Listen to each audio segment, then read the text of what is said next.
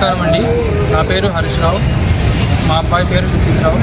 మా అబ్బాయికి 2025-26 విద్యా సంవత్సరం కింద ఆర్టీలో సీట్ కోసం అప్లై చేశాను. అందులో భాగంగా మిక్యామ్ మాండేశ్వరి స్కూల్లో సీట్ వచ్చింది. ఫస్ట్ క్లాస్లో జాయిన్ చేయించామండి. జాయిన్ చేసేటప్పుడు అడ్మిషన్ కింద 13,500 కట్టమన్నారు. కట్టాము. కానీ ఇప్పుడు విద్యా సంవత్సరం ముగుస్తున్నప్పుడు వాళ్ళు ఏమంటున్నారు, మళ్ళీ ఫీజు కట్టాలి అని అంటున్నారు. మాకు తల్లికి వందనం పడడము పడలేదు. 13,500 కట్టించుకున్నారు. ఇప్పుడు 3,500 కట్టమంటున్నారు. ఈ విధంగా కట్టుకుంటూ పోతే ఇంకా అది ఫ్రీ సీట్ ఎలా అవుతుందండి? మేము ఏదో కూలీనాలు చేసుకొని పని చేసుకొని తినేటోళ్ళము. ఏదో విద్యా సంవత్సరం ఆర్టీ కింద అప్లై చేస్తే ఫ్రీ సీటు మంచి విద్యా ఉద్దేశంతో జాయిన్ చేయించాము. కానీ వాళ్ళు ఏమంటే ఇప్పుడు విద్యా సంవత్సరం ముగుస్తుందని ఫీజు కట్టాలని ప్రతిరోజు ఫోన్లు చేయడం, మెసేజ్ చేయడం, టార్చర్ చేస్తున్నారు. అడిగితే నిర్లక్ష్య సమాధానం. మాకు పైనుంచి ఆర్డర్స్ వచ్చాయి, ఖచ్చితంగా కట్టాలి అని ఇది ఎలాగంటే ఫీజు కట్టకుంటే మీకు చేత కాకుంటే ఎందుకు జాయిన్ చేయించుకున్నారు? బయట జాయిన్ చేయించుకోవచ్చు కదా, గవర్నమెంట్ స్కూల్ ఉన్నాయి కదా, అక్కడికి వెళ్ళొచ్చు కదా అంటే వాళ్ళు ఎట్లా చెప్తారండి? ఇప్పుడు మా బాబు మా ఇష్టం, ఎలాగైనా జాయిన్ చేయించుకుంటాం. మా అబ్బాయికి మేము ఎక్కడైనా జాయిన్ చేయించుకుంటాం. సీట్ వచ్చిందనే కదా జాయిన్ చేయించుకునేది. అంత అమౌంట్ పే చేసి మేము జాయిన్ చేయలేము కాబట్టి సీట్ వచ్చిందని చేయించుకున్నాము. అంత నిర్లక్ష్యం ఆర్టీ స్టూడెంట్స్ అంటే వాళ్ళకు చులకనా? అలా కాకుండా ఇంకొకటి ఏమంటే ఫీజు ఆర్టీ పేరెంట్స్ని ఎలాగ డీల్ చేస్తున్నారంటే స్కూల్ యాజమాన్యాలు డివైడ్ అండ్ పాలసీ రూల్, ఒక్కొక్కరిని పిలిపించి ఫోన్లు చేసి పిలిపించి ఆర్టీ పేరెంట్ కట్టారు కదా, మీరెందుకు కట్టడం లేదు అంటే మేమేమంటున్నాము, అందరం కడతాము లేదా. నమస్తే. ఈరోజు కర్నూలు జిల్లా ఆర్టీ పేరెంట్స్ తరఫున మీడియా మిత్రులందరికీ నమస్కారం.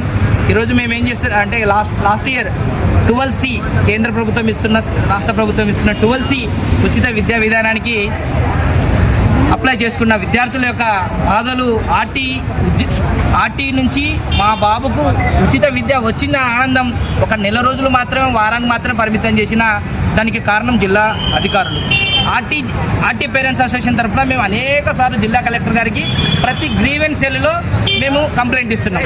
తూతూ మంత్రంగా చేస్తుండడం వలన ఈరోజు ఆర్టీ స్టూడెంట్స్కు తల్లి కొందనం, ఆ తల్లి కొందరికి నారా లోకేష్ గారికి 4 కోట్ల రూపాయలు ఇచ్చినందుకు వారికి ప్రత్యేక ధన్యవాదాలు. ఎక్కడో చిన్న వ్యవస్థలో లోపం వలన ఒక 30 నుంచి 40 లక్షల మందికి మాత్రమే రాష్ట్ర వ్యాప్తంగా డ్యూ ఉంది. అందులో కొద్దిమంది ఆర్టీ విద్యార్థులు ఉన్నారు. ఆ ఆర్టీ విద్యార్థులు ఎంత హీనంగా చూస్తున్నారంటే, మీ చేత కాకపోతే వేరే స్కూల్ జాయిన్ చేసుకోండి, ఈ స్కూల్ ఎందుకు అంటున్నారు. కర్నూలు జిల్లాలో మాంటేశ్వరి స్కూల్లో 106 మంది లాస్ట్ ఇయర్ 2016 ఎలిజిబిలిటీ అయ్యారు. 2026 ఎలిజిబిలిటీ అయ్యారు.